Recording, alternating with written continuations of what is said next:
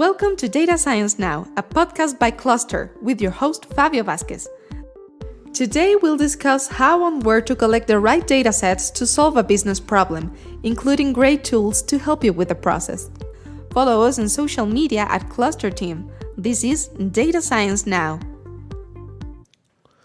Hello everyone and welcome to a new episode of Data Science Now. I'm Fabio Vasquez, your host, and I'm very excited to be here with you discussing this great topic of data collection. This is the fourth session of the new season, and as you may remember, this season is all about the basics of data science. In the last two sessions, we discovered something about the world of business understanding and why is that important to the world of data science. So those newsletters and podcasts and videos, they're all there for you to watch. You have to just follow me on LinkedIn, go to my articles, and you'll see the newsletter. I want to thank more than 30,000 subscribers that we have right now in the newsletter. I'm very excited. This is going to happen in the course of I think we're going to be spending almost all this year in this new season. It's going to be very interesting, and there are great things to come. So if you're not subscribed yet, please subscribe to the newsletter. So the topic of today is the world of data collection.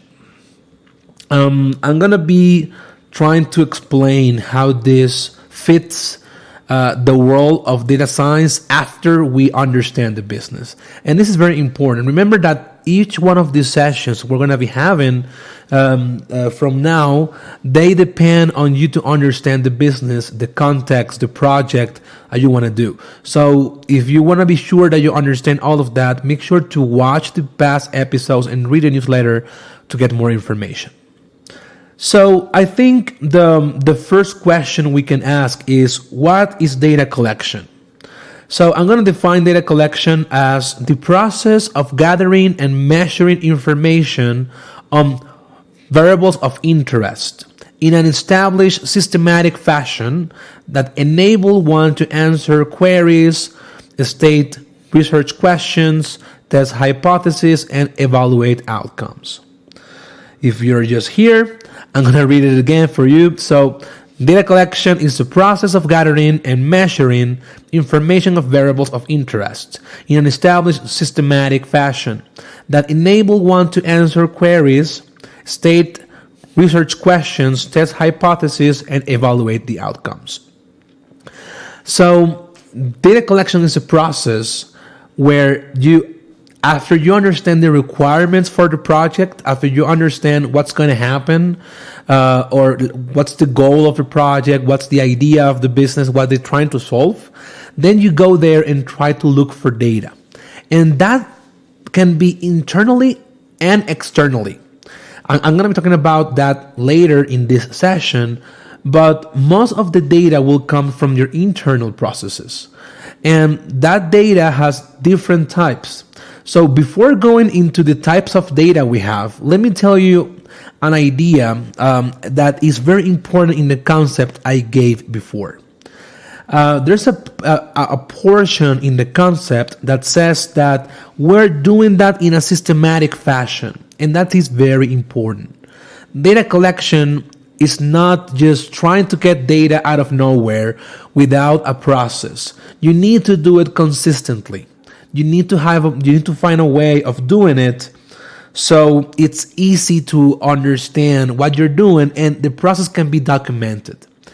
Data collection is not a random process. You have to plan for it. You need to create a plan to do it. So that depends on you creating processes to do it. And I want to be sure that you understand that data collection depends also on the engineering process, on data engineering.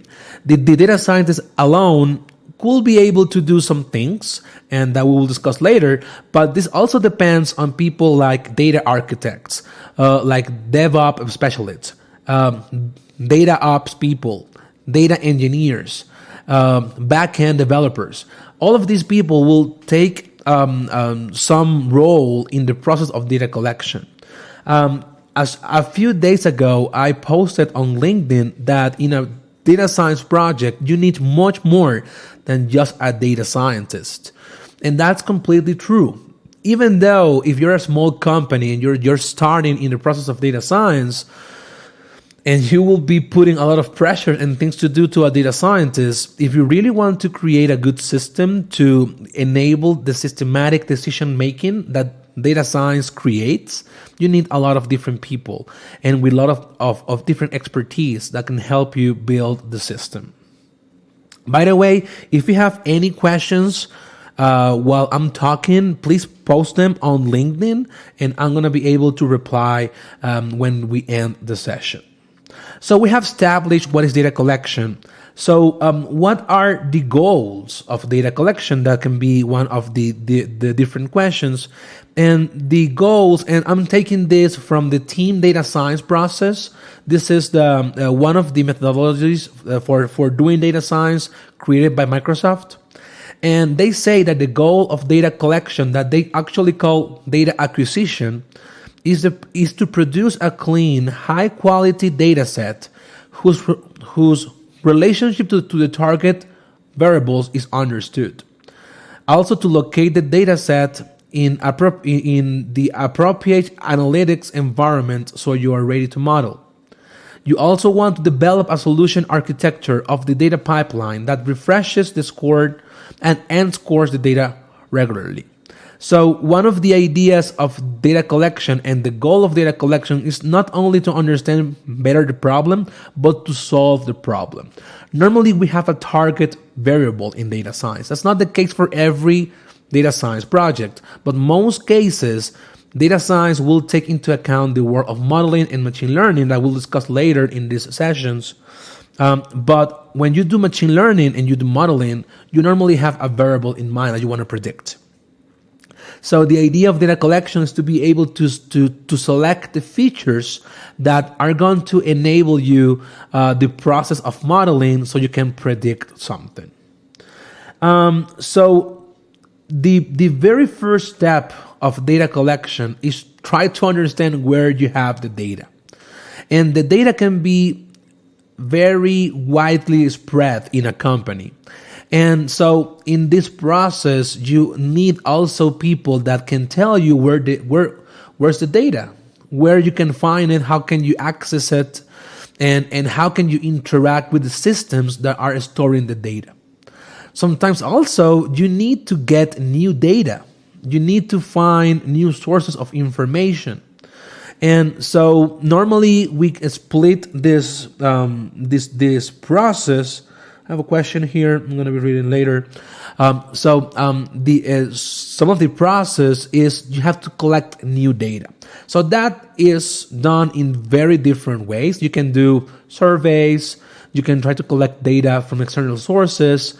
But in most cases, as I mentioned in the beginning, you already have some data stored in a database. I'm going to discuss later in this session what's a database, but for now, you need to understand that most companies are storing data in different ways. Let's say you have a company that is selling something. Let's say you have a retail company. It can be a small retail company. So in this small retail company, you have something like, like a point of sale that you can accept payment in there. So normally there's a system that is connecting your own company database to those points of sales, and you're getting transactional data. So that's one type of data. Transactional data is a data created from transactions of customers, and that can be stored in databases. And then you can find a way of understanding what you have in there. I'm not going to talk about in this session about data exploring and data understanding. That's not going to happen in this session. We're going to have a session for that later. So right now, I'm just thinking about the collection of data. There's a very important step before, the connection between requirements and data collections is measuring the drivers, and this is a very important step. When you're gathering new data, you need a purpose. I mean, if you're gonna spend, and this is important, If you're going to spend time and money collecting data, that data should be good to use. Right? Sometimes it could happen, and this is normal, that you will get some data sets that you don't use in the end. That's common. But you don't want to spend months and millions of dollars trying to think about how to collect data and collect it and then don't find the information that you need to solve the problem. So to be able to avoid those scenarios, you need to measure drivers and you need to see what is the type of data you will be needing to solve a problem. Let me tell you an example here. Let's say you are a company that you want to predict if the next marketing campaign will be successful. So you are a marketing company and you're launching a new campaign. The question is here, like, how do I know if this campaign will be good or not?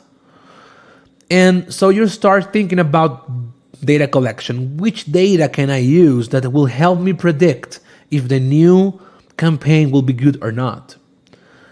So mostly a lot of systems for marketing, like Google Ads and stuff like that, they will have a dashboard and you can collect the data from there, and that's easy. It's an actual easy process. It's not taking that much time, not that expensive, and you want to be sure that you're collecting the right set of information for that. You can also bring external information about different people doing campaigns. I don't know, like the statistics of the country you're in regarding marketing. Like what is the basic KPI for counting clicks or counting purchases, whatever. So that process of thinking, the way you're doing that, how you know which data to collect depends on you understanding what you need to measure to be able to get the solution. So data collection depends on you understanding the business problem very, very well, and also understanding which type of measurements can help you solve the problem, because those measurements are going to be your features. And when we are in the process later in the sessions about machine learning, you'll see that the target variables are predicted from the features you have for the data. All right, so most of the data you have is coming from different data sources, databases, but you can also get new data like surveys. So I think this is a good time for us to talk about the different types of data you can get. I'm going to divide this into two big pieces. And one of the set of informations you can get or data is quantitative data. Quantitative data is the thing you can measure, the things that are easy to measure, like numbers. You can get numeric data from your customers, like their age, or you can get the latitude and longitude of where they live. You can get how much money they're expending in your company. So those type of measurements are quantitative because you're getting an actual number that represents that set of information. And you also have qualitative data. And qualitative data means that is more like a subjective set of data sets. You can ask for questions, like you can ask open questions to your customers in surveys. So that depends on their answer, and you can also get more information about like satisfaction. You can ask them, are you satisfied with the service we're doing? So that can be it's in the middle between quantitative and qualitative. So those are like the big chunks of data you can get. Inside of these data sets, you also have three types of data: structured data, semi-structured data, and unstructured data. Structured data is the one you are storing in databases. So I think it's a good time to talk about on what's a database. Again, let me just do a quick summary of what we're discussing right now. We're trying to think on ways of getting data to solve a problem. And right now I am discussing on the different ways you have to collect it, and now we have to think about what types of data we have and how can we collect it. So, as I mentioned, most of the data in a company is stored in a database. And in a general sense, a database is an organized collection of data. That's a good definition. It's a simple definition. So a database is an organized collection of data. So more specifically, if you want to get a better definition, and I'm taking this from an article I created 2 years ago. I'm going to be posting all of the links in the newsletter. So subscribe to the newsletter so you're able to get all this information. And so a database, more specifically, is an electronic system that allows data to be easily accessed, manipulated, and updated. So that's a database where you're storing your information. Normally, when we talk about structured data, we mean something called a relational database. And a relational database, in there we have a set of formally described tables from which data can be accessed or reassembled in many different ways without having to reorganize the whole database tables. Basically, in this type of databases, we have schemas in where we can store different tables, and inside of those tables, we have a set of columns and rows. And inside of a specific position, let's say a row and a column, you have an observation. We also have relationship between those tables.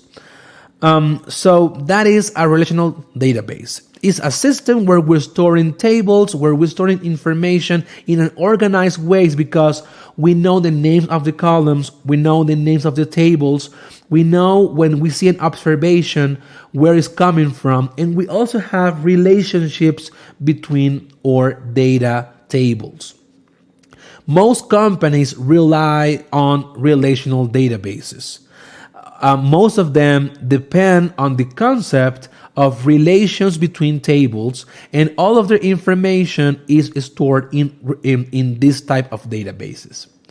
They have cons and pros. I'm not going to discuss that in this session. Maybe later we can discuss about like what are the differences between different type of databases and stuff like that. But right now, let me tell you that most people still today in 2020 are using relational databases.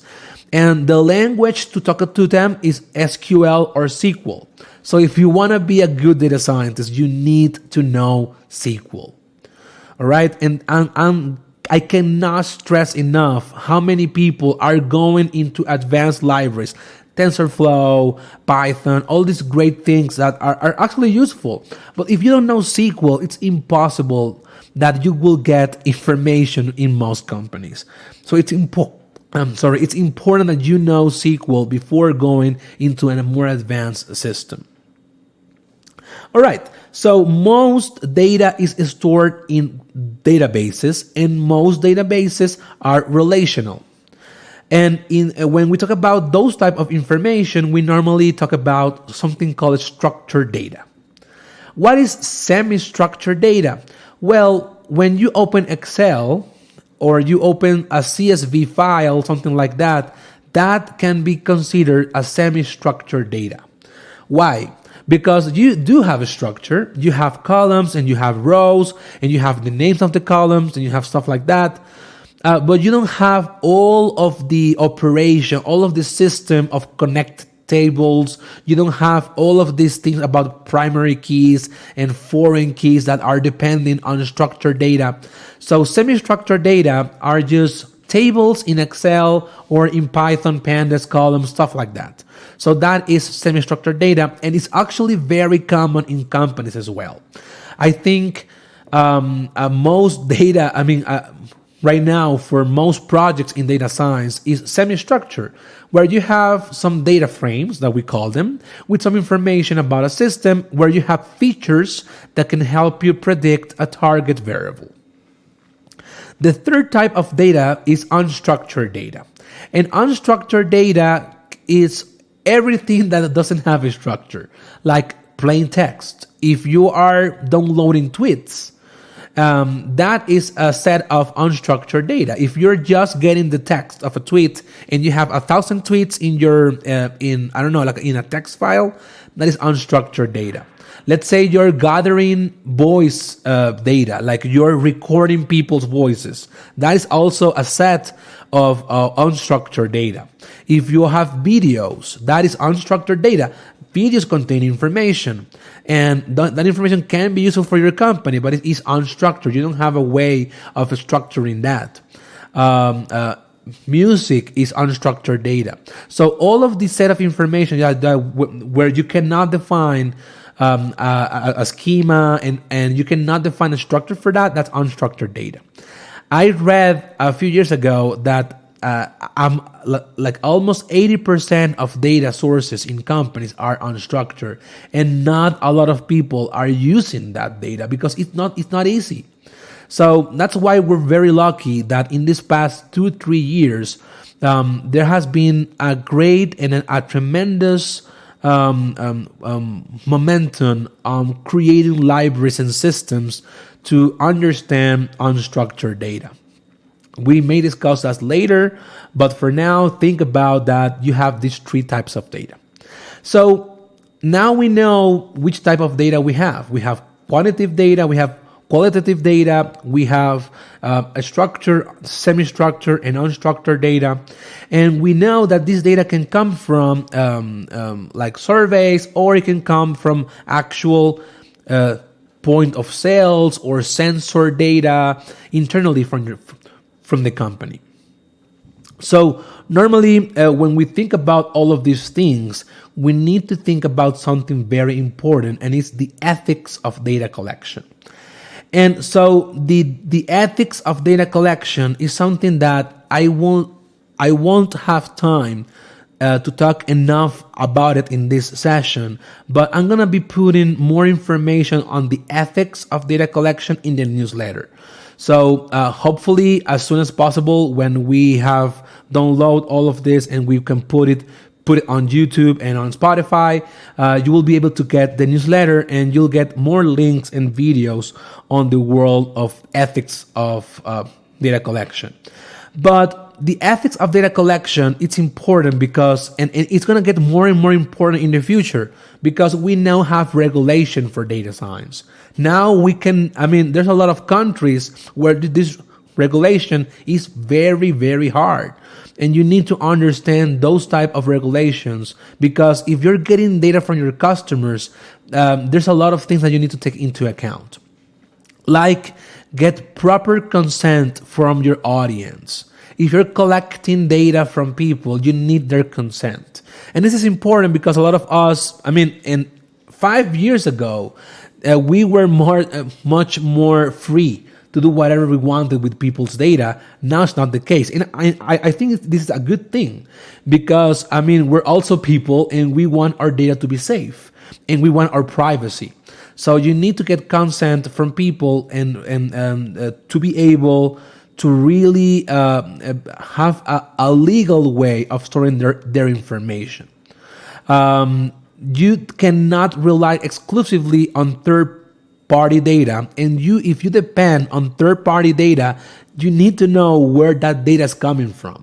And this is important. If you're buying a data set, or if you're paying a company to get you more information about a process, you also need to know that they have consent from their audience to get data from them. And I'm talking about consent and people here, because most of the data science data sets are coming from people's behavior, people's interaction, people's transactions. So we need to understand that even if we're not collecting the data, if we're using some data sets, we need to know that the people have the rights to use that data sets, and the people who were asked to do something like that, they have consent from their audience. You need to be clear with what you're collecting and how you will use it. And this is important because if you're collecting data from your customers and you have a customer regulation data in your country, any customer can come to the official places, and they can ask, hey, I want to know how this company is using my data. And that has happened in the past. I'm going to be posting some links in the newsletter about the Facebook case with Cambridge Analytica. I don't remember the name, but it was a company with Cambridge, and that was the problem Facebook had with the breach of more than 50 million customers from their data. And I'm also going to put a video where the Senate in the United States was interviewing the CEO of Google, asking him very important questions about how Google is using and collecting our information. So this is something that right now only the big guys are facing. Facebook, Amazon, Google, Netflix. They're facing the consequences of collecting data, but that will happen more and more in the future. And if you're in the process of data collection, you need to understand that this may affect you. And you need to evaluate yourself and your vendors. Again, you need to evaluate yourself and your vendors. You need to know what are the policies you have for data collection. So the ethics of data collection is just being clear about what type of data you're collecting from whom, and also being clear to your customers on how you're going to be using their data. All right? That's all I'm going to say here on the ethics of data collection. I'm going to be putting more of that in the newsletter.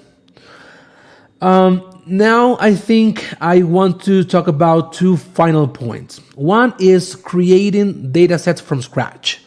So I've discussed the process of surveys to get information from your customers or from the audience, and you can also have more ways on collecting data in that way. But you can also create data from scratch. You can measure stuff, and scientists are doing that all the time. If you have a process, you can set up different ways of automatic collection of the data you are producing. That can be sensor data, that can be data from your systems, whatever. And there's another way of data collection from scratch, and it's data or web scraping. So web scraping is a process where you're collecting information from websites. Okay, and this is also very important. And there are a lot of limitations on what can you collect, because a lot of web pages, they have certain locks, so you cannot collect everything from them. But there's a lot of things that you can do. And there's a guy here on LinkedIn. He's called Ken G. So I don't know if you're there or if you're going to watch this later. So Ken G, he has a great video. He has a set of videos that are similar to this, but he's actually coding. He's a great video where he's collecting data from Glassdoor about salaries of data science. So if you want to create a predictor that depending on the type of job you can get the salary, so that's what he's doing. And he's doing that using Python. So how can you collect data from the web using something like Python? Well, you need there are different ways of doing it. One of the easiest things or the easiest way of doing that is with two libraries. One called Requests and the other one called Beautiful Soup. So those are packages for parsing HTML and to parse XML documents, and you can extract helpful information from data from web pages. There's another way of doing it, and it is with a library called Selenium. Selenium is more complicated sometimes, but more powerful also sometimes. And it's used to automate browser activities. Let's say you want to get all of the images on Google about soda cans. Okay? So you need to find a way of clicking next on Google, right? Because you search for soda can on Google and you have one page, and then you have to scroll down or click next to get more data. So Selenium can do that for you. It's a way to automate the browser activities, and you can extract the information that the browser is seeing. So again, scraping is very interesting from the web, and you can create great data sets from that. And I think if you really want to understand the process of data collection and to be able to set up a database and all of that, the process of web scraping is very interesting, and you should follow along a tutorial. And I'm gonna be posting Ken G's video so you can see it and follow along the process. And maybe I'm gonna put more information about web scraping. So the final point of today's session is about data enrichment. And data enrichment is the process where you can get more information related to the information you already have. So let's say you have already done some surveys, you did web scraping, you have data from transactions, you have all of this. But there's information that you cannot collect internally. Let's say you have data about your customers' locations. Okay, you know their longitude and their latitude, but you want to get more out of that. What about if you want to understand what is around them, like how many hospitals they have around them, how many schools, public schools, like in which city do they live? So all of this type of information is external to your company. You cannot get it internally. So what you do is you set up a process of data enrichment. And data enrichment is just that. Enrich the data you already have with external sources. And I'm going to be talking about later, and I'm going to create an article very, very soon about a software called Explorium. And Explorium is an amazing way of collecting external sources with consent. They have more than 10,000 sources of data that can connect to your data sets, and you can enrich them. So I already have an article on Explorium. I'm going to be posting that on the newsletter as well. In that article, I explain how to do a housing problem in data science, like predicting the price of a house. And I only had like the lat and lon of a house. And with Explorium, I was able to get how many schools was around that, the city, the country, more information about like the events happening around that location. And all of those are features that you can use to predict more. So sometimes more features, something important here, more features is not a guarantee that you're going to get a better solution. But sometimes that's the case.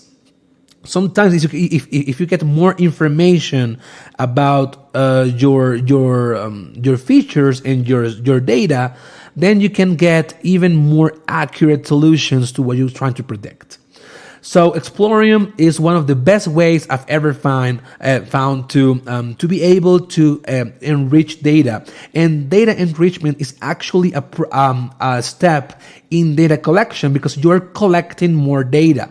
So you also need, after doing everything you need to do to collect the data you want, if you are enriching your data sets, you also need a systematic process of enrichment.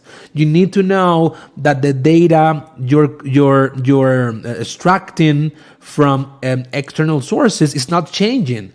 And if that data is changing, you need to know how it's changing, because you need to track the changes.